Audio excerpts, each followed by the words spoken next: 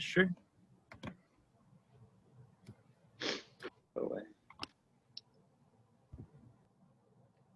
Okay, for anyone watching the video later, this could be your first moment catching us.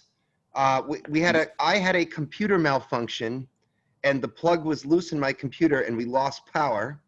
And special thanks to Christopher Robbins, who took control of the Zoom meeting and fell asleep and could not give me access to the class. So whoever's watching later has lost a little bit of today's recording, okay? I'll be right back. Luckily, all you've missed is a review of Kepler and a little bit of Galileo, but unfortunately, you're going to have to catch that up in your books because I'm not sure if I'm going to be able to glue those two videos together. Okay, thanks, students, for your patience. I'm terribly sorry about that, but it was inevitable that this was going to happen to me sooner or later. Okay, as we were mentioning, Galileo was a contemporary astronomer to Johannes Kepler, and he made a number of parallel observations that also bolstered Kepler's understanding of the heliocentric model of the solar system.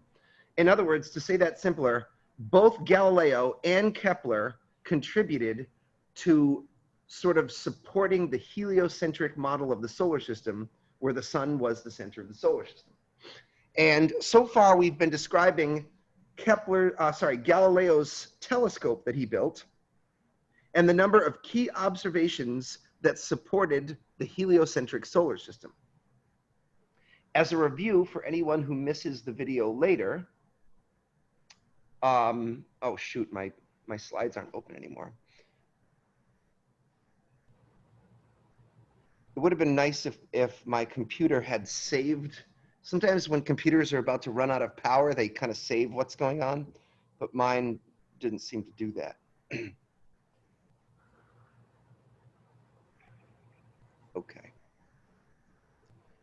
So let's get back there and look at Galileo's observations. So far, what we've discussed as a class is we discussed the fact that he looked at the moon and he saw blemishes or imperfections. Those are the lunar craters, of course. He also looked at the Milky Way and he saw some stars.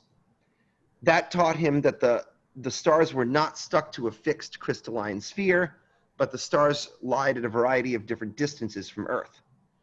The next observation was that he looked at the planet Jupiter, which is actually up in our sky right now, and he resolved Jupiter into a disk, and he saw 1, 2, 3, 4 points of light next to it. You can see these with a small telescope today. They're known as the Galilean moons in honor of Galileo. And let's check out a picture from his observation notebook, which we have today. Here you can see Galileo, night after night, observing Jupiter as a disk. And you can see the small moons are next to the disk. And he's watching as the moons change their position and orbit back and forth in front of the planet. Sometimes the moons disappear, presumably because they're behind Jupiter, or it could have been that his telescope was very weak and he couldn't see all of the moons at once. But sometimes, like in this observation here, he can clearly see the disk of Jupiter and all 4 of the moons. This should be obvious, but just in case it's not, why would the moons of Jupiter challenge the geocentric model of the solar system?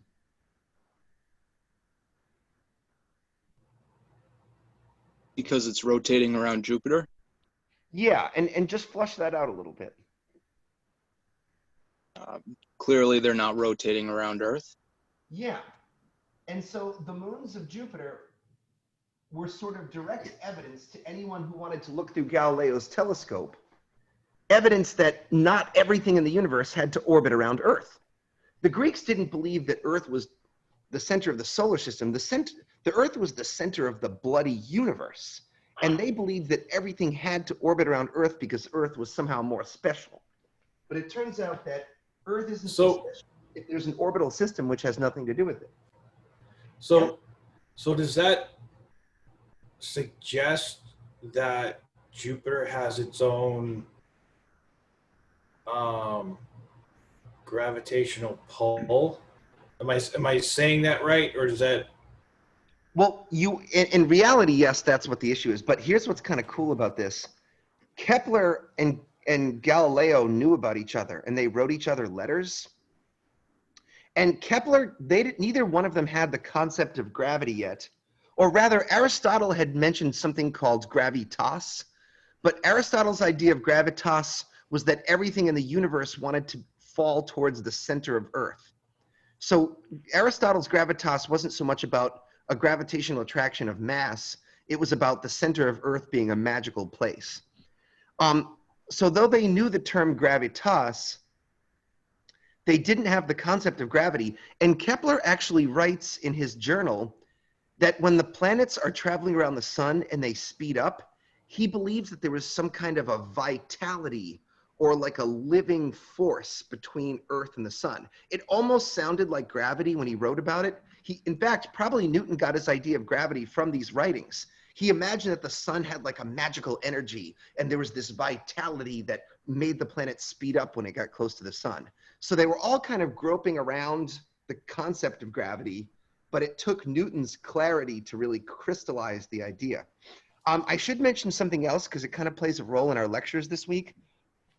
Another funny anecdote about this is when Galileo saw the moons going around Jupiter, he knew that Kepler was another famous astronomer who believed in the Copernican solar system.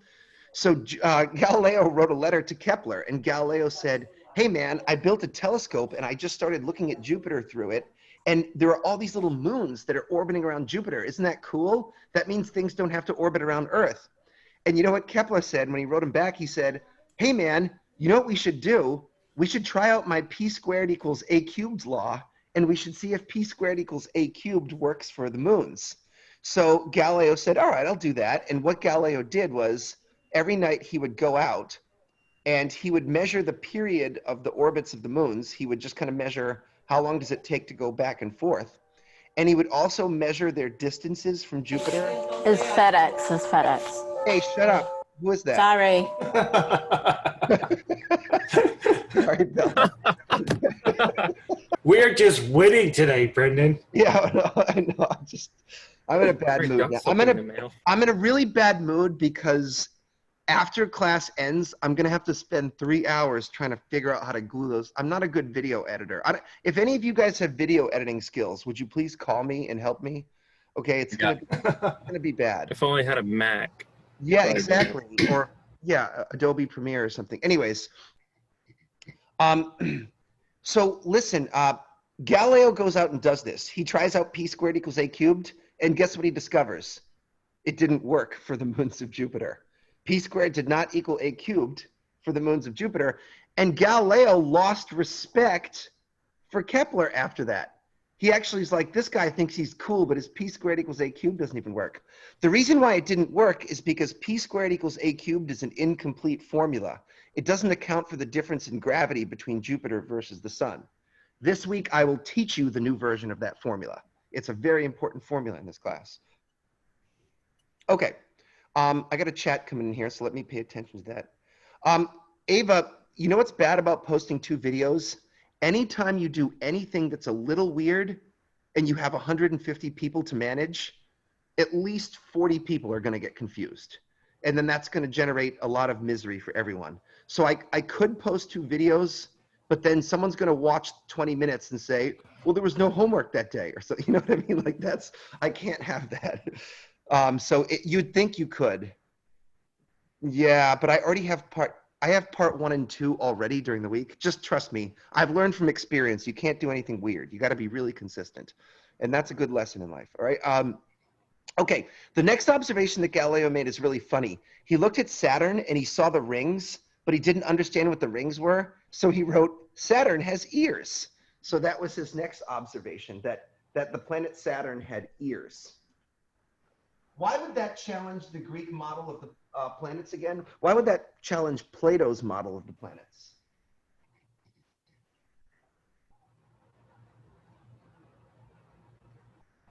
Because it's imperfect. It's not consistent. Well, consistent, we can do better than that. It's not what? It's not this. It's not. Here? not like this, right? So it's not that it's not consistent, but Spherical. yeah, perfectly spherical with no blemishes. Thank you, Rory. Okay, the next observation that Galileo made cost him his eyesight. He took his telescope and he pointed it at the sun, and he discovered that the sun was covered in these dark blots or blemishes, which we call sunspots. Now, guys, if you ever buy a telescope and you look at the instruction manual, I'm going to tell you what it says on every instruction manual on the very first page in really, really big font. It says, don't point your telescope at the sun, okay? Because you can Galileo yourself. You can burn your eyes out very quickly. In fact, if you've ever taken a magnifying glass and like used it to concentrate sunlight into a dot and set something on fire, that's pretty much what you're doing to your eyeball when you look at the sun. You can literally melt your eyeballs in your skull. So you can't do that. Anyways, his telescope was thankfully small, so his eyesight deteriorated over time. But could you imagine being the first person to observe sunspots? Keep in mind that if you were to go back in time to the Mesopotamians, or remember the Egyptians worshipped the sun as Ra, as a god? If you were an agricultural society, the sun was like your energy god. That was Helios in his chariot going across the sky. To be the first person to look at the face of God and see that God was covered in disease spots would really sort of blow your mind. And it would challenge your idea of these planets as perfect, unblemished objects. So the sunspots turned out to be a very important observation. And I've saved the best observation for last.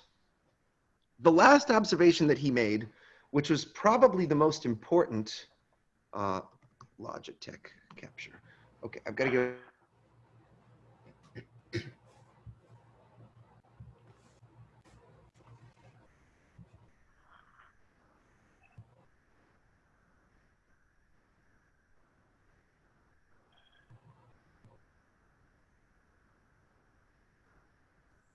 Hello?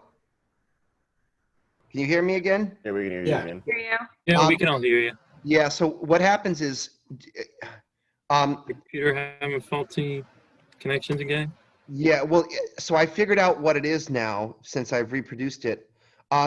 You guys might have noticed that my camera started to autofocus. It's automatically set up to autofocus, which means you guys won't be able to read the board very well. But I discovered that if I opened up Logitech Capture, that I could switch off the autofocus. But while it's loading, it somehow knocks off the microphone. So I have a feeling that's not going to be the last time we experience that. Anyways, it's good now. So if you can all hear me, let's go forward. I was telling you that the very last observation of Galileo was the most important. But for you guys to understand why it was so important, you need to go back in time and remember a little bit about the Greek model, the so-called Ptolemaic model of the solar system. Remember that the Arabic Greek astronomer Ptolemy had used over, oh, maybe I didn't actually mention him. I don't remember, but I think so. He was the Arabic astronomer who basically perfected the Greek model of the solar system. And he did it by using a set of over 100 rotating spheres. Do you guys remember what these things are called? These secondary orbits that the planets make? What are those called? Fancy vocab term. That's not retrograde motion, is it? It's to explain retrograde motion, but there's a special name for these secondary circles. And I wanted you guys Parallax? not parallax. Parallax is the real reason why retrograde motion happens. Cam, I like your neon lights. Those are cool. I want some of those. Giana said epicycles. Yes, epicycles. Whoever did that, thank you. Epicycles. Giana did that. Oh, Brianna, Oh, thank yeah. you. Giana, she sent it in the chat. Oh, hi, Gianna. Yes, nice job, buddy. Okay, so yes, Gianna and friends, these are, sorry, I didn't see the chat. These are epicycles, okay? Now, there was an old-fashioned name for the primary orbit, That was known as the deferent. You don't have to write that down. I'm just telling it to you. But do you guys notice that Mercury and Venus are different? You'll notice that Mercury and Venus have epicycles, but they don't have a primary orbit or a deferent. Instead, the epicycles orbit on a line that connects Earth and the Sun. Now, I'm going to ask a challenge question to see if anyone can handle it. Can anyone think of a reason why Venus and Mercury don't have their own primary orbit? Can anyone think of a reason why they are orbiting on a line connecting Earth and the Sun? Wow, I just got that chat from you, Gianna. I had a really strong delay on there. Because they're closer to the sun and it was drawn backwards. So to understand why they did this, you actually have to understand what it's like if you go out to observe Venus or Mercury in your local sky. When I was a kid, and I was obviously a big astronomy geek, right? That's why I do what I do today. I was taught this about Venus. Venus is the first star you see at night or the last star that you see in the morning. And let me give you a better idea of what happens. You go out just after sunset and you look west. And if it's the right time of year, just after sunset, you see this crazy bright, I don't want to call it a star because it doesn't twinkle. You see a crazy bright planet, which is Venus. Venus is even brighter than Jupiter in your sky. And it's super, super bright, but because it's in the west, it quickly sets within an hour. Then you go out the next night and you look for it again, and it gets a little bit higher in your sky. And the next night you go out and it's a little higher in your sky. And then at some point, Venus, bright as hell, will get as high as it's going to be in the sky. And that position is called greatest eastern elongation. And then if you go out and look the next night, you see Venus get lower and lower and lower. And then Venus is on the horizon. And then after 2 weeks, it disappears. And then you don't see Venus for a week or two. But then you go out early in the morning. And in a couple of weeks of missing Venus, suddenly you'll see Venus show up in the east. And it does the same thing again. It gets higher and higher and higher in your sky until it gets to greatest western elongation. And then it stops and it turns around and it comes back down again. Right now, by the way, you can't see Venus at nighttime. You have to go really early in the morning to see Venus. So if anyone here is a late owl or conversely an early bird, see if you can find Venus at like 5 a.m. That's a good time to look for it. Imagine if you were like an old-fashioned person looking at this. If you believed that Earth was the center of the cosmos, the reason why they had them orbit on these epicycles is because Venus was always close to the sun. It was always, they understood that if Venus was only up early in the morning or late, early in the evening, that Venus was always chasing the sun. But they didn't understand that the sun was the center of the solar system. So by making Venus and Mercury orbit on a bar that connects Earth and the sun, they would always keep Venus close to the sun. For instance, this configuration here, that would be greatest eastern elongation, and that configuration there would be greatest western elongation. You see what I mean? Okay, now take what you know about the phases of the moon, and imagine you're Galileo, and you not only know the phases of the moon, but you also know this thing about Ptolemy's solar system. Here's what Galileo found when he looked through his telescope. Oops, sorry. Galileo observed Venus go through a full set of phases: new, crescent, quarter, gibbous, and full moons. But let's go back a minute to that Greek model.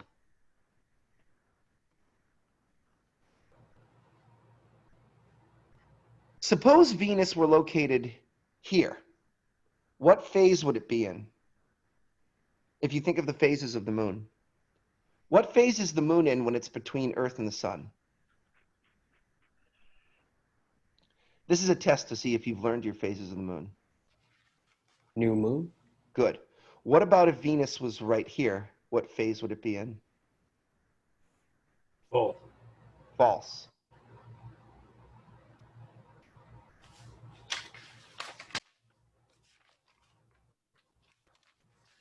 What phase would this be here? You can do this. Is it new still? It's still new because it's between Earth and the sun. Okay, what if Venus was here? What phase would it be in? First quarter. No. First quarter is when it's at a 90-degree angle with respect to the sun. It is, Oh, okay. try again. Not first quarter, but that's the relationship. Sun, Earth, Venus.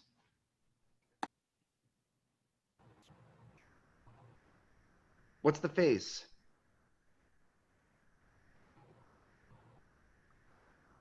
Is it a waning, Sorry? waning crescent? Waning crescent would actually be here.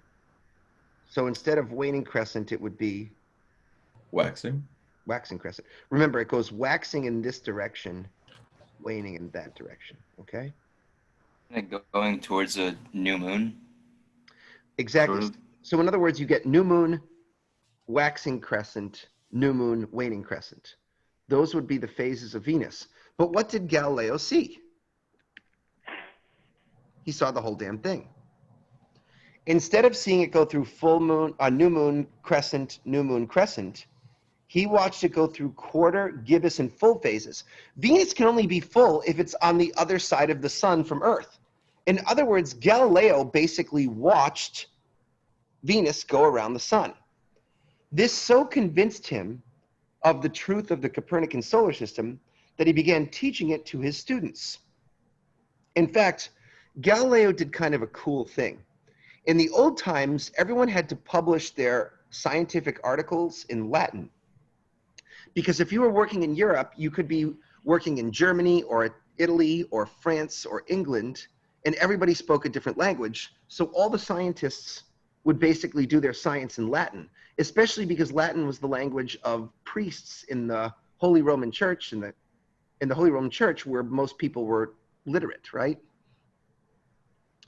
But Galileo did something interesting. Let me tell you about the book that he wrote. It was called Dialogue Concerning the Two Chief World Systems.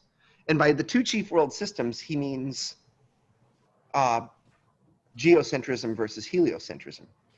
And here's the front page of, I think, the first edition of the book ever published. He actually did not write it in Latin, which was the sort of intellectual language of the day. He wrote it in common Italian so that everyday folks who could read would know what he saw through his telescope. And he also tried to make it fun by putting it in the form of a play between three philosophers. There was an Aristotelian geocentric philosopher. His name was Simplicio, which is basically Italian for dumbass, okay? And then there was, I can't remember, one of them was Sagredo and the other was Salviati. So I may have gotten them mixed up here, but I think Sagredo, he was the guy that was in the middle who kept getting torn between the two philosophers. And I believe it was Salviati who was the wise Copernican philosopher. And basically he would put it in the form of a play where Simplicio would start off by saying something like, did you know that Venus orbits the Earth on a bar that connects Earth and the sun? And then, you know, Sagredo would say, no, I did not know that. That's interesting. But then Salviati would come along and say, yeah, but have you ever actually looked at it, dumbass? Because I looked at it with my telescope, and guess what I saw? I saw Venus go through a full set of phases, and that's kind of hard to explain unless Venus goes around the sun. And then the guy would go, oh, yeah, actually what he said. That sounds better, okay? So this ended up getting Galileo into a wee bit of trouble because in the intervening years, a number of philosophers had attempted to sort of use Aristotle's logic to prove the existence of God. And as I may have mentioned in a previous class, that had the accidental byproduct effect of deifying Aristotle. So a number of cardinals and bishops became very concerned that Galileo was making fun of the Pope when he made fun of Aristotle. And that began some very bad troubles for Galileo with the Holy Roman Church. At first, they called him before the First Inquisition, and a number of church officials said, Galileo, we understand that you've been teaching this heretical philosophy about the sun being the center of the solar system.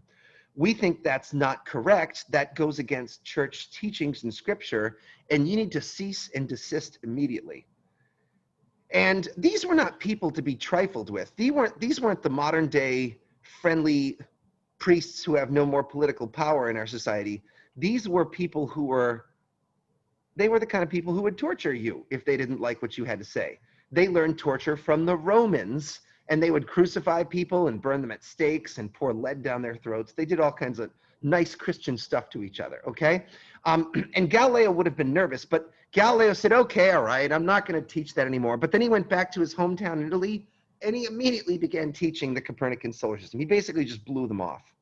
And that's when Galileo had to come back for the Second Inquisition. And that's when he made to stand in front of all of the bishops and the cardinals, and they said, Galileo, maybe we didn't make ourselves very clear last time. We are going to kill you if you continue to teach the Copernican solar system, which is a heresy. And they made him put his hand on a Bible and swear that Earth was fixed in the center of the cosmos and did not move. Now, some people claim apocryphally that he muttered under his breath, and yet it moves, but he probably didn't do that because he was probably scared out of his wits. They ended up deciding not to kill or execute Galileo, but they did force him into house arrest. They prevented him from teaching astronomy anymore. And there he died, old and broke and being cared for by his sister. And that's what a career in science will get you, my friends, okay? You will lose your eyesight and you will run out of money and everyone will hate you. So you really have to be strong to study science. No, it's actually not too bad today, but Galileo made a number of other really important contributions to physics, which are going to be a part of today's lecture, or thankfully, or unfortunately, I kind of screwed today's lecture up between my technical glitches and other things. But we're going to want to make a transition from Galileo into another famous philosopher, a philosopher who kind of picked up where Galileo left off. And that philosopher is considered one of the greatest physicists of all time. His name is Sir Isaac Newton. And he lived roughly 100 years after Galileo. And just like Kepler's 3 laws of planetary motion gave us good judgment about the motions of the planets, just as Galileo showed us how to use a telescope and gave us powerful arguments for why the sun was the center of the solar system, Newton made his contributions by being the first person to describe motion correctly, how things move. And he also discovered the law of gravitation. So he kind of glued together the works of Kepler and Galileo. Let's take a few quick notes on this while we have time.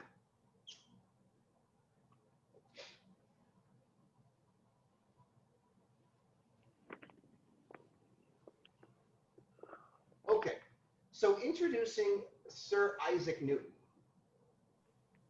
Brendan, Yes. what was the last note for Galileo?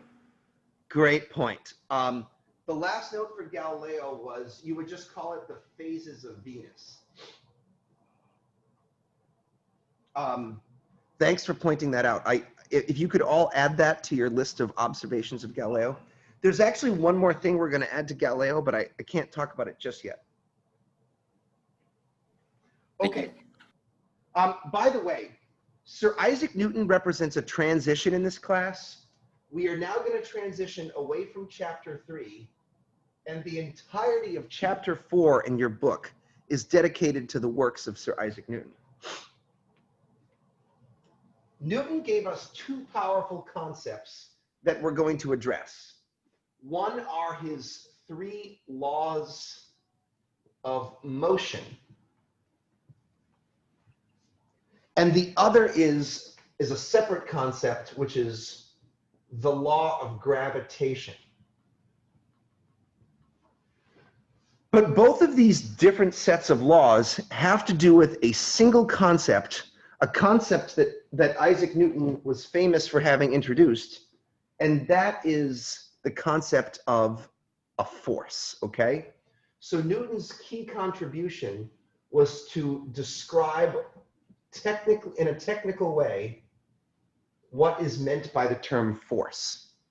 And both laws of motion and laws of gravitation have to deal with force. The laws of motion deal with how a particle moves when it is subject to an arbitrary force. In other words, once I teach you those laws of motion, you can take a cannon and you can fire a cannonball into the air. And if I tell you the force of that you impart to the cannonball, he can tell you how far it will move before it strikes the ground. That's what the laws of motion do. They give you the proper understanding of how to compute motion of particles once they've been punched. And the arbitrary force could be anything. It could be the explosion of the gunpowder. It could be you throwing a baseball. It could be the force of punching your little brother in the nose. Whatever it is, anything that applies a force, Newton will then tell you how it will move. His law of gravity is a separate concept. The law of gravity is something called a fundamental force.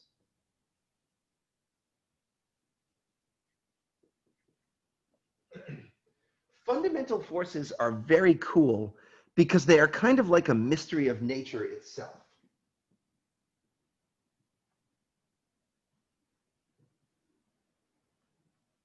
In other words, we know that gravity exists, right? We know that if you hold a little ping pong ball up in the air and you let it go, that it will magically want to stick to the earth.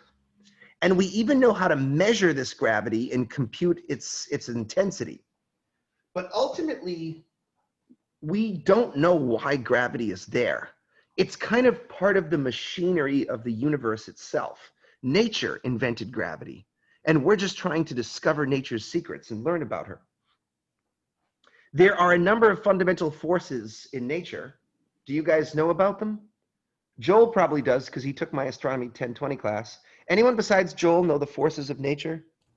Rory? I'm not sure off the top of my head. Okay. I mean, I had heard about them when I was a younger person, so I didn't know if you guys came across them like in high school or something. No one knows about the fundamental forces of nature? It's kind of a cool thing if you don't know about it. How many are there? Well, that's what I was hoping. Joel, do you know how many there are? Shikes. Well, that's okay. Christopher Robinson probably knows. Yeah, wake up, Christopher Robinson. He's not part of this party anymore. Yeah, he is. Oh, is he? Yeah, he woke up. Christopher Robinson, I kind of hate you a little bit right now. So if you're out there, avoid me. All right. There are when I was a kid, there were 4 forces of nature. There were 4 fundamental forces, as they were called. And the fundamental forces of nature are gravity,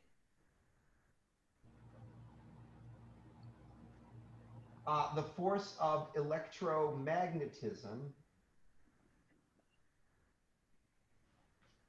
the strong nuclear force, and the weak nuclear force. And as far as we know, all the other forces of nature, they turn out to be one aspect of one of these forces. And could I give you an example? Sure. You guys have probably heard about friction before, right? Friction is the rubbing between bodies. Friction is actually caused by electromagnetism, okay? In recent years, people have managed to find relationships between the 4 fundamental forces. When I was a young student, they combined electromagnetism with the weak nuclear force to create the electroweak force.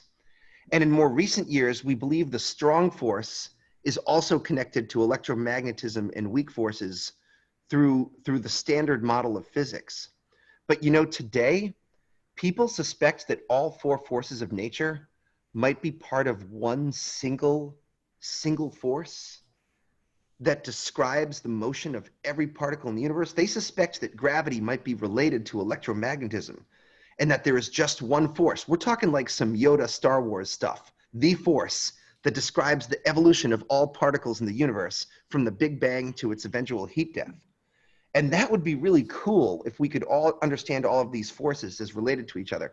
Physicists all today really, they quest to understand the theory of everything, the one force that describes all the motions of particles in the universe. But we've not been able to combine gravity successfully with the other forces yet. That will be a big story when it happens. Okay, let's see what we can do with the little bits of time we have left. In order for me to teach you the laws of motion, and in order for me to teach you the laws of gravitation, we have to talk about some things. We need sort of like some groundwork. So here's the first issue. The first issue is that in chapter 4, we're going to be using new units for all of our equations. And in physics, there are sort of three quantities that are measurable quantities that most of our physical concepts are related to. One is that of length or distance. One of those is the concept of mass. And then there's also time. So distance, mass, and time are our three fundamental units, or three fundamental measurable properties. There are lots of different ways to measure them. We could measure distances in inches or yards or centimeters. But the standard metric units that we're going to prefer is the meter, which is a lowercase m. Our standard unit of mass will be the kilogram. And the standard unit of time will be the second. And what that means, students, is every time that we're about to solve a problem in chapter 4, we have to take our givens and we have to convert them into meters, kilograms, and seconds. And this system is what's known as the MKS system: meters, kilograms, and seconds. There are other systems we could use besides MKS units, but MKS units are kind of like your standard metric units. Do you guys know what the units of length, mass, and time are in your imperial system that we use here in America? What do Americans use? Because we don't use metric system of units like this. What would the standard unit of length be? Miles. That's a good guess. That is an imperial unit, but we actually use feet. Yeah, sure. So in imperial units, miles are, so feet, Ava knew this. This one's going to be harder. What about mass? Oh, I'm sorry. Pounds. No. So it turns out that pounds are a unit of force. And that's what we're going to have to talk about this week. We're going to have to learn about forces. The unit Grams? No, grams are metric. You've definitely never heard about this before. Is there a thing called like a slug or something? That's it. They're called slugs. And in the imperial system of units, a slug is defined as a mass accelerated by 1 foot per second squared when a force of 1 pound is exerted on it. A slug has a mass of 32 pounds or 15 kilograms. So in the imperial system of units, they use feet, they use slugs, and they use seconds for time as well. So thankfully, you're not going to have to work in pounds, feet, slugs, and seconds. We're going to be using MKS units, okay? But people often don't, congratulations to whoever knew about the slug. That's pretty rare. If we're going to live in America and we're going to know the imperial system, you should at least know that it's feet, slugs, and seconds in your own system. You know, back in the day, like if you took physics in the 1960s, they used to work in imperial units. And so you would calculate forces in pounds and foot slugs per second and stuff. It must have been very horrible to learn science back then. Okay, so that's one thing I wanted to talk to you about. There's another thing I want to talk to you about as well. And that's velocities, speeds, and accelerations. And I'll probably only have time for this, but at least I'll get it out of the way. So let's talk about two things before we end class. Speed versus velocity.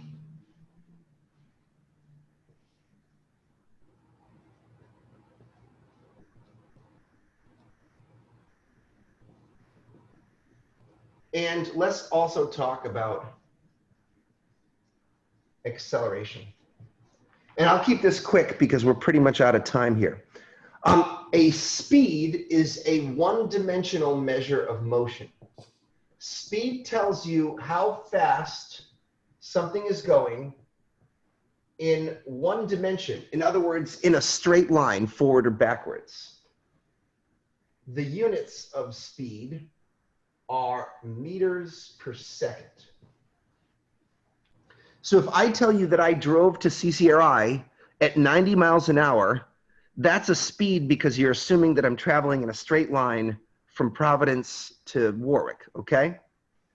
A velocity is a little bit more complicated. A velocity has speed plus direction built into it.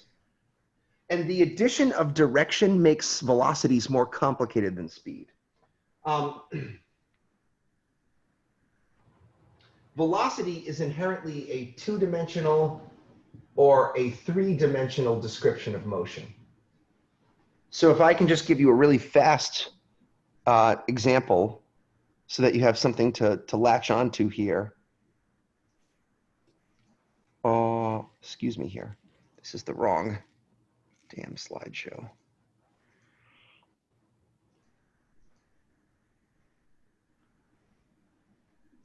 This slide 7 is an example of a velocity. If I were to tell you that a sailboat travels, well, that's probably too fast for a sailboat, but if I told you that a motorboat travels at 100 knots per hour through the bay, and I tell you that it travels 45 degrees east of north, that's a velocity because it has the speed component and the direction component. Here's a cute example. If you have an object in perfect circular motion, it has a constant speed because it's always traveling at the same rate around the circle, but its velocity is perpetually changing because the direction keeps changing. So when you travel in a circle, you have a constant speed, but a changing velocity. And that's important because whenever you change a velocity, that's when you imply that you have an acceleration, okay? So let's take a quick note on accelerations. An acceleration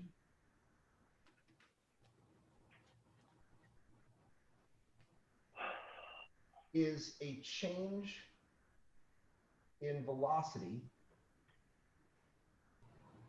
divided by a change in time.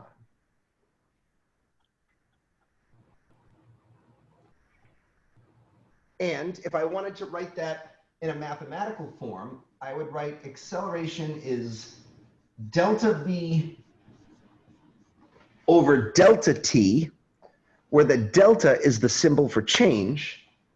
It basically means velocity 2 minus velocity 1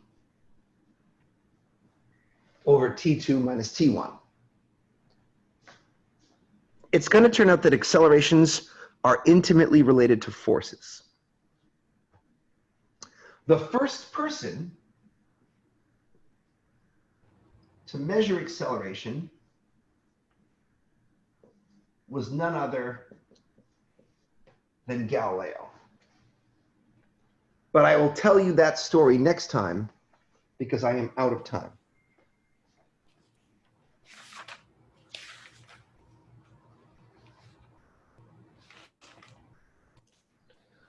Class, I am sorry, but I had a lot of glitches today, and not all of them were my fault. I feel very bad about the loss of power. I'm going to have to be very careful not to let that happen again. do we want to take a little break before we do our lab? We all like that, right? Yep. All right. So let's give ourselves 10 minutes or so, and somewhere between 1:10 and 1:15, we'll all come back and we'll make an ellipse together. Oh, by the way, let me say something before we take our break about how to prepare.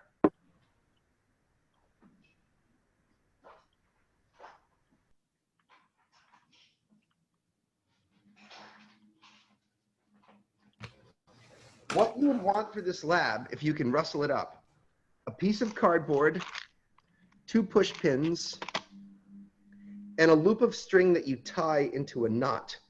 You might want to make the string about 30 centimeters and then tie it into a loop. This loop should be, I don't know, 15, 16 centimeters, something like that. The only other thing you might want is a ruler and a pencil. I'm sure, Shaughn, that's okay, Shaughn, but you better watch the video and do this lab later, okay? As long as we, Shaughn, no problem, as long as you watch this and do the lab later. It's not a hard lab today, it's very easy.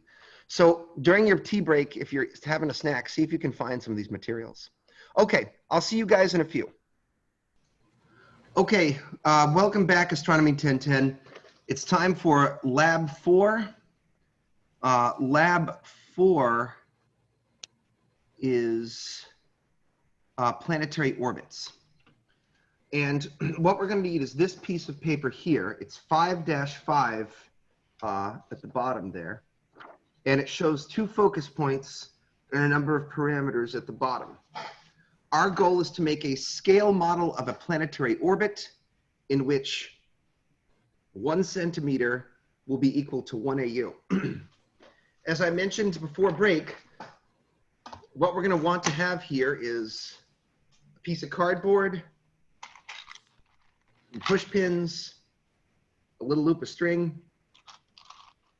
I lost one of my push pins the other day, so I had to get a new box. Let me just...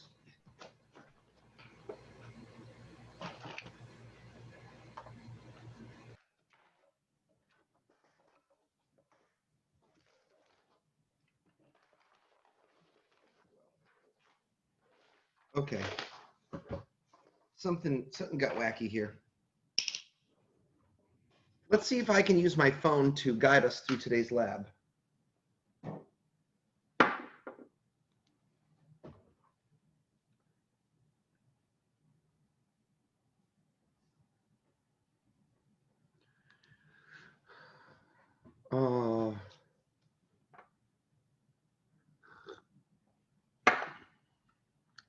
Okay, share screen, iPhone. It wants me to install the plugin again.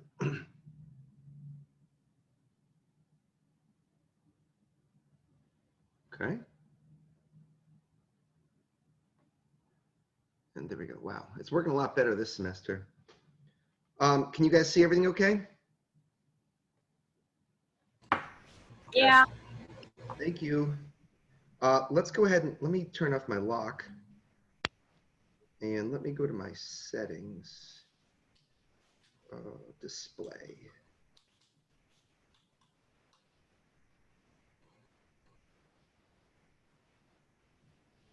There we go.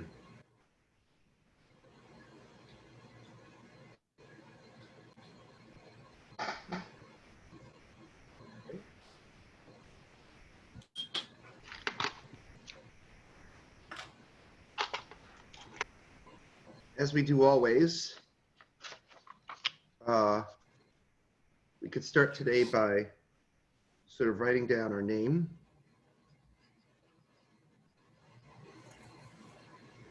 This is lab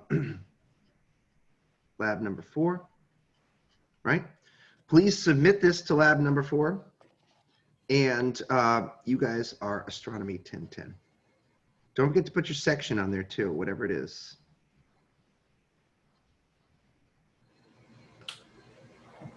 Okay, so let's take a look at our setup materials here. I got some push pins. I got this at the UPS store the other day. I haven't actually opened them yet.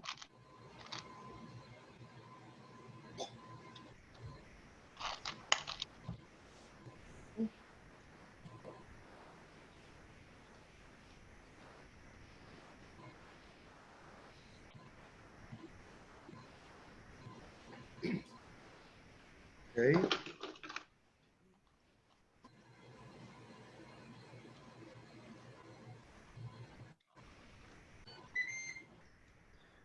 What color do we like? Do we like green? I think I like green. Okay. And I'm going to put my two thumbtacks. I hope you guys are following along. It would be real nice if you could be doing what I'm doing. Let's just take a survey out there. Gianna, Joel, Jake, Nicole, Matt, Andrew, Juan, all the people who are human beings who show me their faces. Frank, do you guys have this set up? Matt, you got a cardboard, huh? You got the thumbtacks, buddy? Let's talk about the loop of string.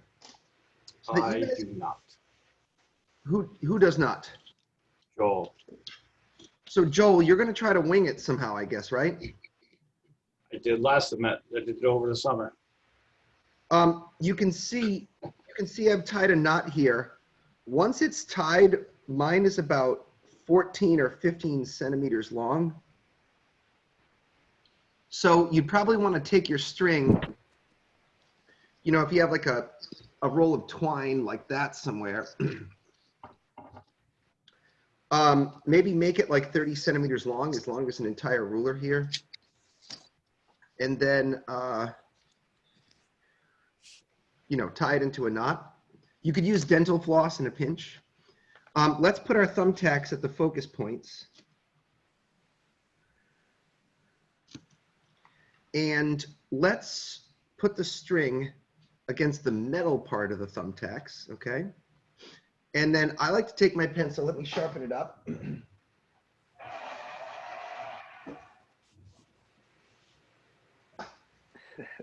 And I'm gonna make it tight against the string. And I'm just gonna draw around the page.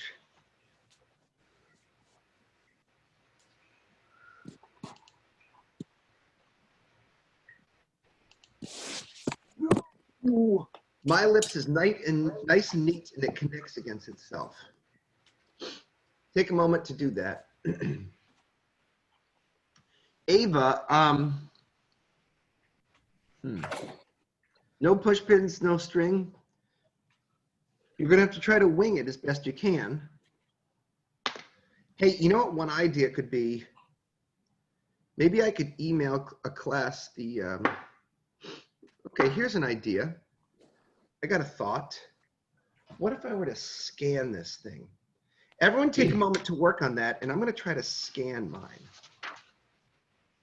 That would be a cool thing to do. Okay, Cam, hold on.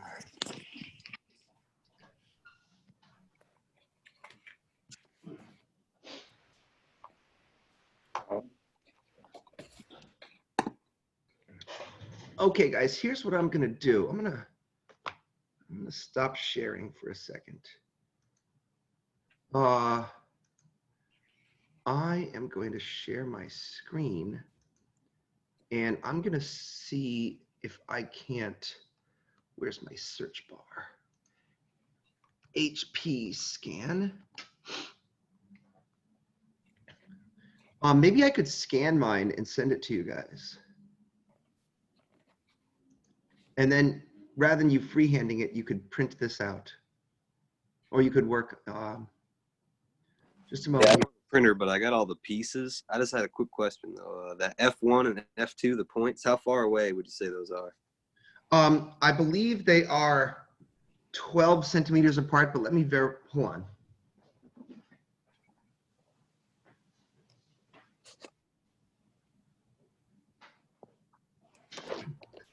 Yeah, they're about 12. Are they 12? Nice. Yeah.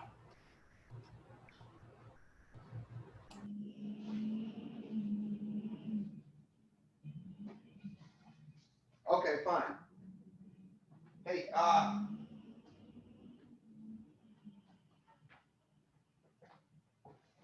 why is my HP scan not working? Okay. Cannot be established. Oh my God, this is just the story of my damn day. I don't understand.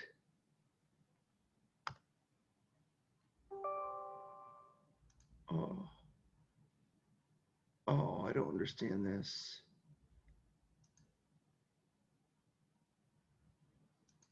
My printer should be set up. Yeah, there it is.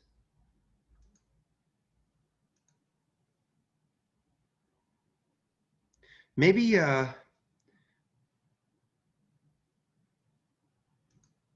okay, fine.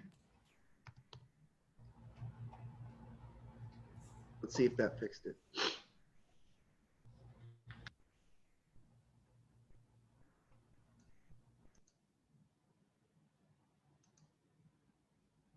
Oh my gosh, this printer is already installed. I don't know why. Something funny happened with my laptop. Okay, here we go.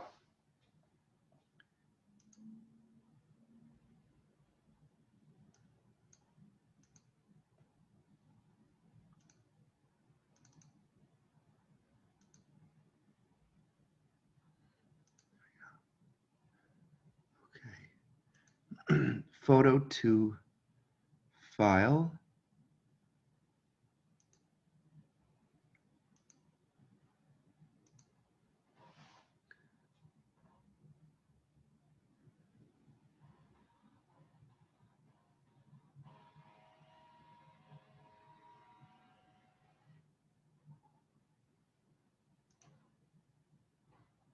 Wow, guys, everything that could possibly go wrong today is going wrong. Here we go.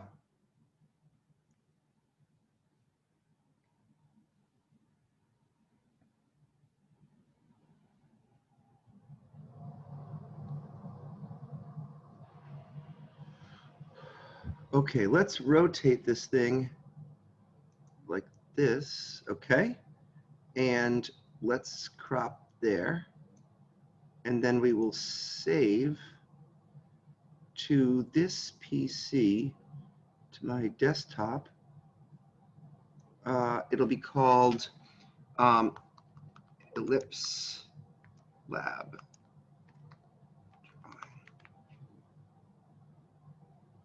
Okay, let me see if I can send this to the class, or maybe I can upload it to Planetary Orbits. So edit, add file,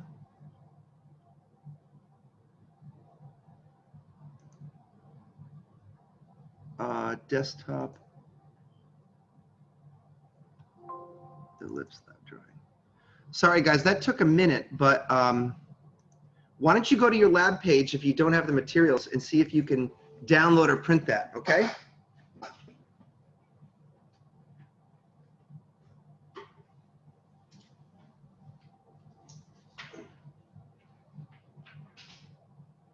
Okay. Remove your cardboard after that, because the cardboard will just be in the way.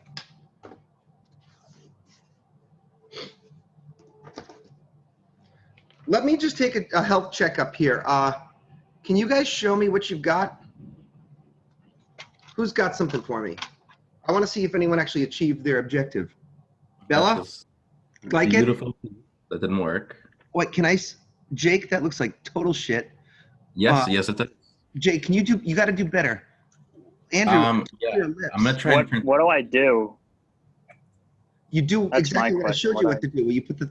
Did you not see where I put the thumbtacks in and I drew the thing? Here. Yeah, I put the thumbtacks in, but it didn't work out with my notebook. Yeah, same. I'll try it again. What do you mean it didn't work? Give me more information so I can advise. The thumbtacks like- didn't. Oh, Nicole, I like your setup. Joel, that looks pretty good. You're muted, so I can't hear you. I just printed it off. Matt, I like yours. Yeah, that's what I just printed. Wait, Gabby, can I see what you got? Can you hold it up a little closer, buddy? I don't see anything. It's the resolution's kind of low. How about you, Gianna? You got something? Gabby, I want to see yours, but it's so I can't see. Do I just trace it? You could trace the one that I uploaded, or you could print out the one I uploaded, since not all of you have cardboard. So Gianna, I didn't have thumbtacks, so I used my earrings. I don't know if that is that a rubber band? It's ribbon because I didn't have string. But That's I guess a rubber band would work too, right? Well, the rubber band might not work because it'll be flexible. Well, the real question is, Gianna, does it work? So, Gabby, can you hold In a yours? circle. You got to draw on a piece of paper. Gabby, I can see your paper and your thumbtacks, but I cannot see your ellipse for some reason. Let me Is go the in- video like acting weird for anybody else? I'm using a shoelace right now as a string because I don't have string, but it seems to be working out okay. Okay, I'm cool with that. Wait, who was just talking to me? Who said they used a shoelace? Nicole. Oh, Nicole. Cool. Gabby walked away, but I would just put her on full screen here. Noah, you got something? Is this better? That's okay, Noah. That's pretty good. I dig that. Andrew? How long did you say the string should be to make the? Before you tie the knot, maybe 30 centimeters. Andrew, do you think you could do a little better? Do you think you could put that on its own separate page and turn it sideways? Hey, Gabby. Yeah, I'll do that. Gabby, I have you full screen now. Could you show me yours up close? Show it to me one more time. This time I'll be able to see it. You're muted, so I can't hear you, Gabby. Hold it up. Oh, but I don't see Gabby, I don't see the ellipse. Do you have the string? Do you have a microphone, Gabby? I don't hear you. Greg, hold on. Let me look at yours. Greg, that's kind of crappy, but. Yeah, it was kind of like I had to use a fishing wire as my string. So I'll make it like a better circle, but yeah, work on it. I'm gonna do the perihelion and stuff on a different page and just do the drawing on this one. Okay, Gabby, that's fine. I just want to say, guys, I gave you that my version so you can use mine if it doesn't work out well. Obviously, it's cooler if you can do it yourself.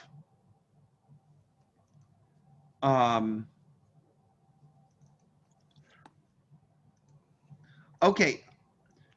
Remember, if you're having trouble with your ellipse, Andrew, are you using a string at all, or are you just freehanding it? I was freehanding it, but I don't. But that's not the point today. Hold on, Zach. Let me look at yours. Zach, don't you move. One sec, Zach. Oh, wait, I got it with the string. Hold up. Wait, where's Zach? I can't find him. There's too a damn many bit. of you. Zach, oh, yeah, there you are. Zach, hold it up closer. I don't see your ellipse. That's okay. I've seen better, but it's okay. You can work with that. I'll accept that, Zach. A for effort. My string thing came undone. Does it need to? Do you need it for the whole lab or just for the? Just ellipse? for the ellipse making. Oh, okay. Okay, so let me go back to share mode here so we can actually work on the lab. So wait, let me check the chat. Oh, I see. Share screen, iPhone.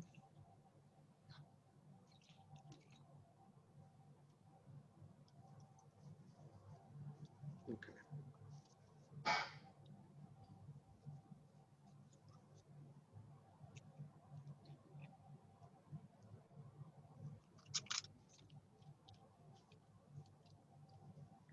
I don't get it. This is supposed to go sideways.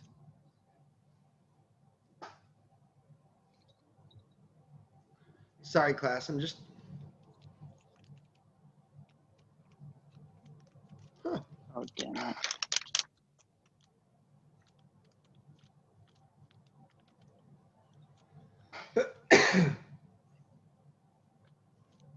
What the crap? Oh, this is gonna come out really bad. There we go.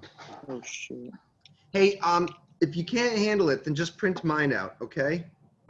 My ellipse is nice. All right, you guys ready to do this? Yeah. In this lab, we are making a model of a planetary orbit in which 1 centimeter is equal to 1 AU. And all of our measurements will be done to plus or minus 1/10 of a centimeter. That is your tolerance. Do you guys understand what I mean about plus or minus the nearest 1/10 of a centimeter? It means when you're taking a measurement, if the measurement is there, you don't report it as 7. You report it as 7.0 because I want to know that it's not 6.9 nor is it 7.1.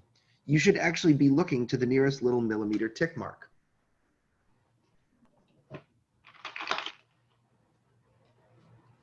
This row I think is a little better. Okay, so let's take a look at what we're going to do here. The first thing, I want you guys to just follow along with me, okay? Whatever I do, that's what you do. So the first thing we're doing is we're going to draw on our major axis by drawing a line that connects our 2 focus points to the edge of the ellipse.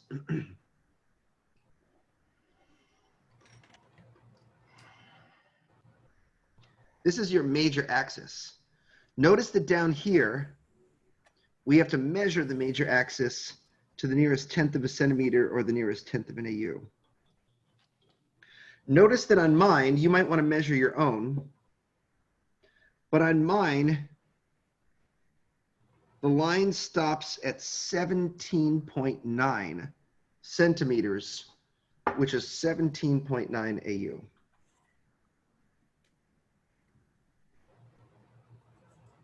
Now, I want to find the midpoint of this line, so I'm going to divide that number by 2.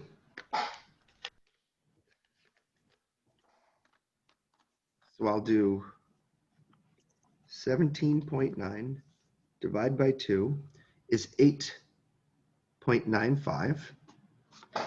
So now I'm going to go out to 8.95. Where's that? Huh? Come in.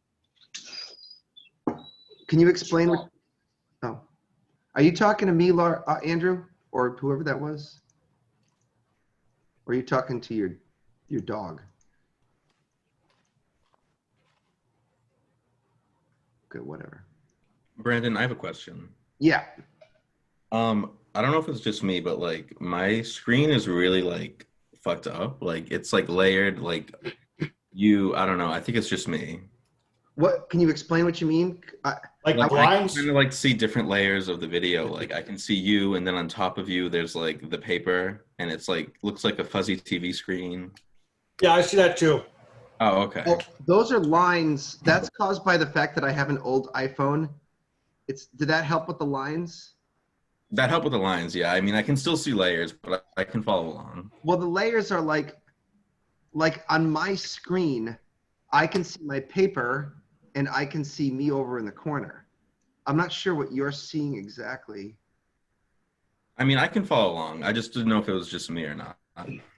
Okay, Ava, this is not a circle. This is an ellipse. And what do you mean by my circle is 24 centimeters? That's like saying, it doesn't have to be the same number as mine, Ava, but do you mean your circle or do you mean your semi-major axis or do you mean your ellipse? Ava, your question doesn't make 100% sense to me just yet. The measurement we just took, she just wants to know if she wants to use her measurements or your measurements. Her measurements. Her measurements. Always use your measurements. Okay, so remember, I'm trying to find my midpoint. You should do the same with yours. If yours is, by the way, Ava, you should not write 24 centimeters. I have an instruction for you guys about tolerance.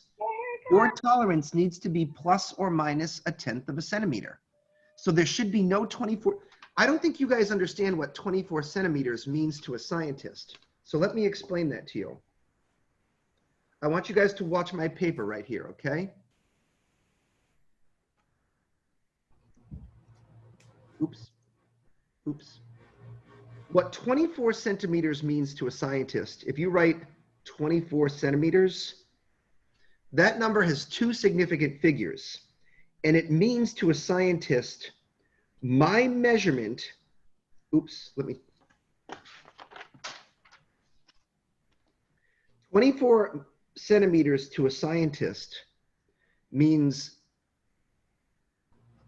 my measurement is somewhere between 23 and 25 centimeters. And it could be anywhere in this zone, but I am such a lazy bastard that I didn't even bother looking at the nearest little black tick mark or millimeter. That's what 24 centimeters means to me. Now, on the other hand, let me tell you what 24.0 centimeters means to me. 24.0 centimeters means I believe that my line is somewhere in between this tick mark and that tick mark, and that it's somewhere in that zone, but that it's closer to the center than the edges. Do you see what I mean? 24 centimeters has a tolerance of plus or minus 1 centimeter. 24.0 centimeters has a tolerance of plus or minus 0.1 centimeters. It would be nice if somebody understood what I was talking about, but I try not to get my hopes up. Does anyone understand what I'm talking about? So if I got 17 centimeters, you want me to put 17.1 centimeters? No, I want to know, is it No, if you have a solid number, he wants you to put 0.0 next to it. 0.0, okay, thank you. But that means something to me. That means that you took the time to really look at that bugger, and it means that it's closer to this line than it is to that line or that line. Do you see what I mean? Yeah. You've got to, if it's there, it's 17.0. That is what it means to have a tolerance of 1/10 of a centimeter. It means you're reliably reporting to the nearest little black tick mark, okay? By the way, I consider this an important part of learning in today's lab. Learning how to talk to each other about tolerances is one of the skills that I want to teach you. Yeah, Ava, it's 24.0, but I didn't actually take your measurement, so I want. All right, anyways, let's just move on. I need to find the midpoint of this line. So the midpoint of 17.9 divided by 2 is 8.95. So I'm going to go halfway in between 8.9 and 9.0. And I'm going to mark my center right there. Now, once I have my center marked, I can use that to draw in the minor axis, which is perpendicular to the major axis, okay?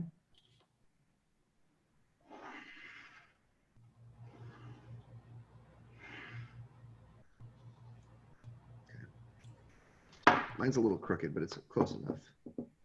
Okay, so I'm going to label this, and you should label along with me. Do everything that I do. This is your major axis. This is your minor axis. Let's circle our second focus point, F2, and we'll make that the sun.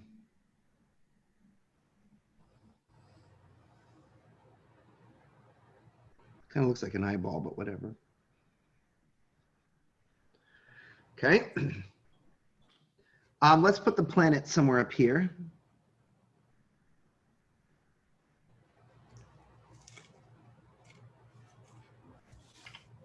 Planet. Not just. Okay. Once I put in the sun, that allows me to choose this point as perihelion.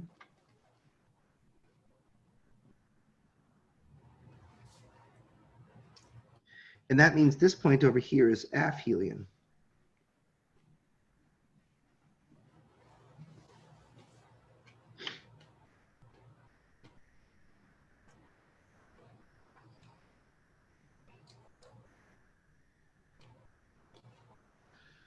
Couple more parameters we want to label. The distance from the center to the sun is called x. That's the focus offset.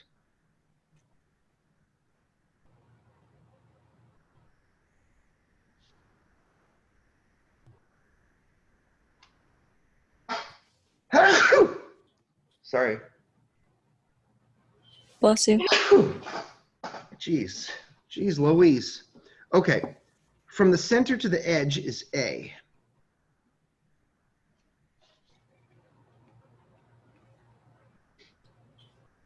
Please label your diagrams correctly or I will take off points.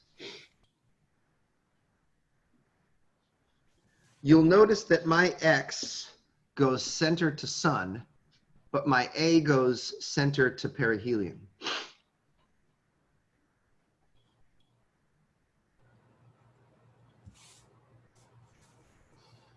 Okay, we got to take some measurements now. Class, what do you think? How should I measure perihelion? How should I measure the perihelion here?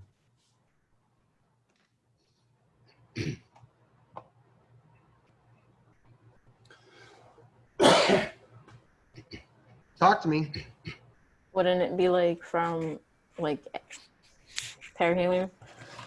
Say that again, From the Bella? center to perihelion? No, that would be A. A is from center to perihelion. That's A. We want to measure the perihelion distance. What does perihelion mean? Where the planet, the shortest distance between the planet and the sun in its orbit. So correct, Joel. So what is that distance? From what to what? From point F2 to the point where we labeled perihelion. Correct. It's from this point to that point.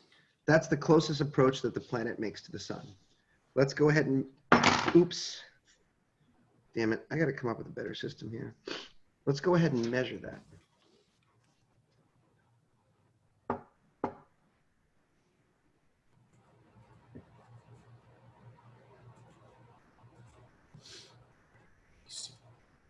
On mine, you'll see that it's right at 3.0 centimeters. Ava, you should take your own measurement if your ellipse is different than mine. Oh, I'm going to use AU instead of centimeters because it's a scale model. And then the perihelion, where should that go from and to by analogy for the aphelion?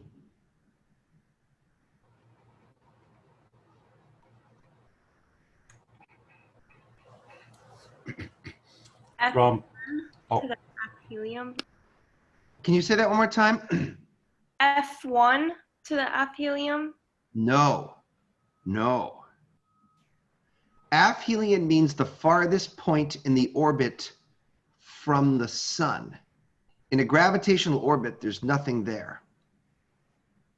So do you want to revise your answer? From the aphelium to the sun, we measure. Yeah. So aphelion to F2. So let's take that measurement. Okay. and it should equal your major axis minus your perihelion measurement. Joel, since our measurements are to a tolerance of 1/10 of a centimeter, it may be that they're off by 1/10 of a centimeter. For instance, mine is 14.9 AU. Actually, that does work out in my case, right? 15, 16, 17, 15. It should be within a millimeter. Or, yeah. In other words, this number plus this number should equal that one, or at least be off by no more than a millimeter. If it's off by more than a millimeter, you did a sloppy job. I got it, Mr. Britton. Say that again, Andrew. I got it. All right. I'm very happy. Let's go ahead and let's measure our X next, students. X, according to our diagram, goes from the center to the sun. Looks like on mine, it's somewhere between 5.9 and 6. I've got to make a judgment call. I'm going to go with 6.0 centimeters.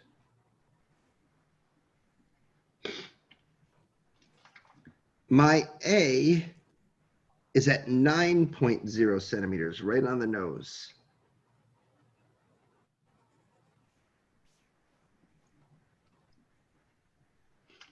Now, let's remember that we can calculate E from our class. E is X divided by A, which in my case is 6.0 divided by 9.0 AU. And the AU cancel out.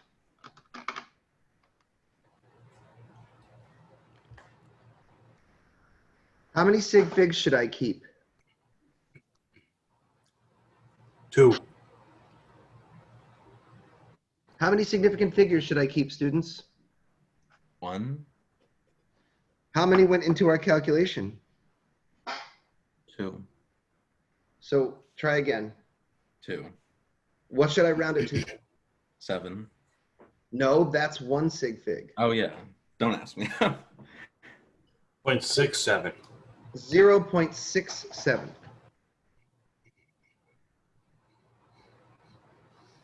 No, That's what you said, Jake. You're rounding the second digit to 7. He said, yeah, but he said 7, so that 7 is not 0.67. I'm having a hard time still with the video, so don't mind me. How can I help? Tell me what's wrong with the video, bud. No, it's definitely my laptop because it's just giving me a lot of trouble, but I'm doing my best to follow along. Okay, yeah, do what you can. I understand these are tough times here, so I'm trying to make allowances for that. My question is, you know, guys, COVID's going on, and obviously shit's tough right now, but we still want to learn, right? You don't want to lose a year of your life and not be learning things because of COVID. So we have to, my goal is to try to make it low stress, but give you a chance to learn. I'm giving you a fighting chance. So do what you can, bud. I got a question. Yeah. For the X and A you have, is it supposed to be centimeters there, or is it supposed to be the AU there? I have it as AU. But... To be consistent, I should put AU. I fell into... Getting a little afraid of my... Yeah, you know, I appreciate, I'm glad you pointed that out. I wouldn't have even noticed it. But I'm trying to be consistent here. Notice that eccentricity does not have units. That's an important point. Okay, how should we find the planetary period? What would be the period of a hypothetical planet who had this orbit?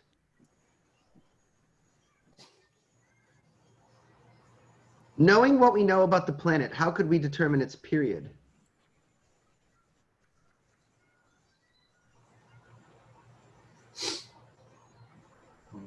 Any thoughts?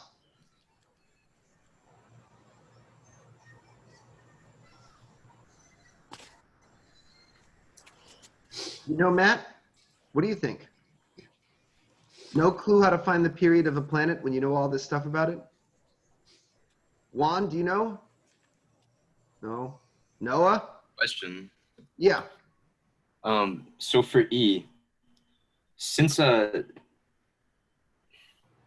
don't know, since it should be proportional, should it always end up as 0.67, or is it going to be different depending on? It'll be different depending on your ellipse. If you drew your own point, if you had a string of a different length, it could come out wildly different. Right. I didn't know if, since it was like a ratio, if it would be like that. That's kind of set. What did you get for yours, just out of curiosity?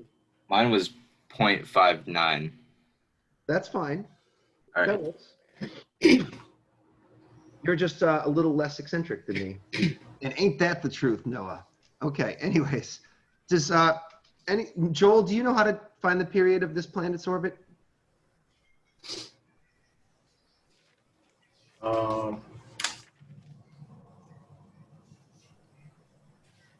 I do, but I'm brain farting. Isn't it p squared equals a cubed? Yeah, who said that? Was that Noah? Yeah. Nicely done, bud. I was hoping someone remembers Kepler's third law, the harmonic law. So we have p squared is equal to a cubed. Write this down with me. If we solve for p, we get p is equal to the square root of a cubed, right? And now let's see, p is equal to the square root. In my case, you should use your own number, but I have 9.0 cubed. So I'll do that here, my calci. I'll do 9.0 and then shift, and then the cube button is here. Whoop. But now I've got to square root that, so I do shift square root. And in my case, I get 27. What are the units that period comes out in again? Years. That's right. And you should keep 2 sig figs. Mine sort of naturally came out to be 27 because it was the square root of 9 cubed. That was kind of magical. But make sure you only keep 2 sig figs. And that's what I have, and that's what you should have. And so let's just make sure you guys have the right stuff. That's our lab right there. The properties of an ellipse. Did you go through that last calculation on your calculator again? Sure thing, buddy. Let me find that black and white one. Let's see what you have. Gianna, why don't you tell me your numbers so that we can do it together and make sure it's coming out right? Okay. What is your A is 5.5 AU. All right, so here's how we'd do that if I were you. So follow along with me. We'll start by doing 5.5, okay? Mm-hmm. Now look, do you see the little x to the 3 up there? Yeah. We have to hit shift. Okay, that's the part I think I missed. And then x to the 3. Okay. And now that's a cubed, but we have to square root that, which is there. So I'm going to hit shift square root. What would you round that to, Gianna? 12.9. That's 3 sig figs, but you only had 2 sig figs going in. So instead of 12.9, you should. So 13.0. That's still 3 sig figs. Oh, Just sure. 13. Just okay. 13 has 2 sig figs, so 13 years. Okay. Okay. So over there, you would have 13 years for your orbit. Okay, thank you. Yep. Okay. Oh, what a day, guys. Today was a little funky. Okay, I'm not gonna lie. Things got glitchy today. Between my microphone cutting out, and the biggest thing is I've got to really make sure that I'm plugged in effectively. And on your end, if you're a troll, try to pay attention so that if you take over the chat, I can get it back from you. I don't know how I'm going to glue that early part of the lecture together, but I'm going to try. Are there any other issues, or do we need to talk about anything else before I let you guys go? Nothing I can think of. Okay. Let me see, Andrew, hold on. Let me go to large view and let me check yours out. So, Andrew, do you have all the stuff? Where's all your measurements? Oh, over here. Okay, so you'll have to submit that too. Can you go back to your ellipse again? Yeah.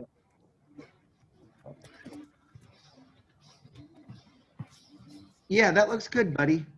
All right. Yeah, I'm okay with that. I wish All right. your ellipse was a little more ellipsy, but I'll take it. How about Cam? You want to show me yours? Hold on, Cam. Let me go to full screen here. One sec. Where is Cam? Cam, keep holding that up. Yep. That looks pretty darn too. Can you hold up your eccentricity a little closer to the camera? Because you're kind of me. Hold it up closer. Higher. Go higher. Closer. Higher. Hi. What is your eccentricity? Is it 0.67? Mm-hmm. Okay, that's cool. I like it, Cam. Thank you.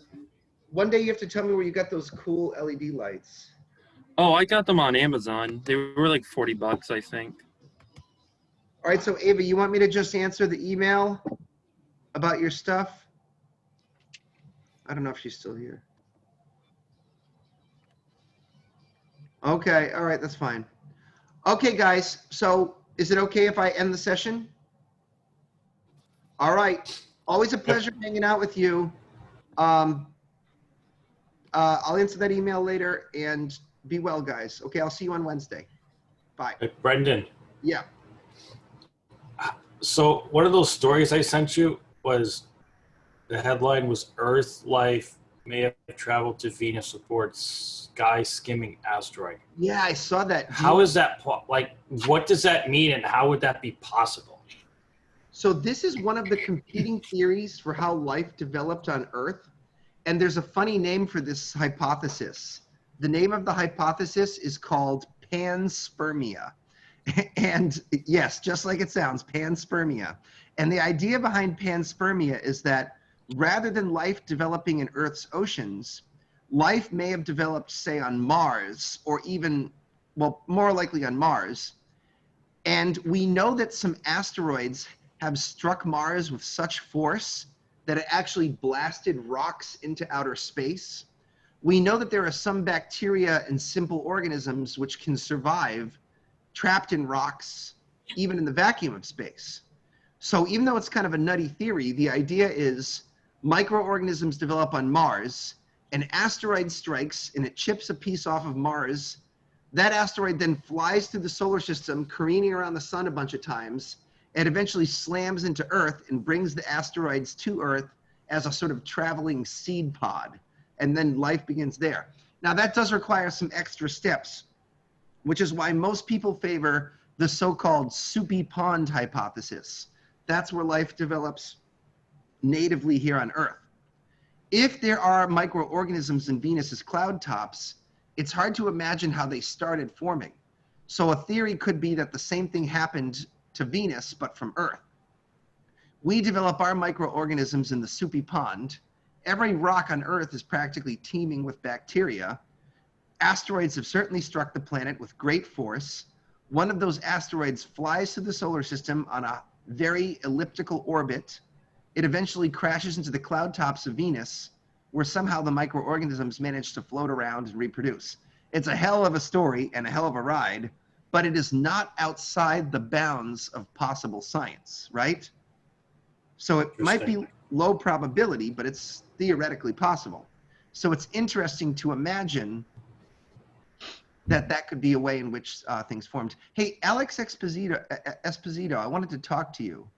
Howdy, Professor. Yeah, sorry. I've actually been homesick for like a week now, so I've kind of been keeping my camera off. So Yeah, I can see you got the tissues there. Oh, a little sicky. Get better. Is it COVID or? I actually got tested for like everything in the books. So what I'm looking at is just a mild flu and a double sinus infection. Oh my God. Yay! Yeah, I know, right? I'm sorry, buddy, but boy, am I glad I'm not teaching you guys in person. You know, I used to get sick every semester because whatever germs you guys had, I would get them all because I'd be touching your pencils. But Alex, the reason I wanted to talk to you is the last time you uploaded your homework, I think. Is there a problem? Yeah, you uploaded it as a .mov file. And I had to give you, I think that was you. You're the one with the twin Jake, right? Yes. It shouldn't have a .mov. It was crazy. But I know it was like you and your brother always submit the work together. So one of you had it right. I think Jake had the .jpeg, but yours just came out as a .mov. I think you didn't realize it happened. Go back, check your grade. If you see a 0 there, email me the pictures and I'll give you the credit for it, okay? Yeah, thank you for letting me know because I do it on my phone and I had it set to do JPEG only, so I had no idea that it did that. I figured, and I wouldn't have even remembered it if you hadn't temporarily shared your video. So thanks for showing your video there, okay? Yeah, I've basically been like locked in my room for almost a week now. Oh gosh. Oh gosh. Yeah. Man, we are all going It's been rough, man. All right, well, take it easy. Thanks for coming to class, even though you're sick. I do appreciate that.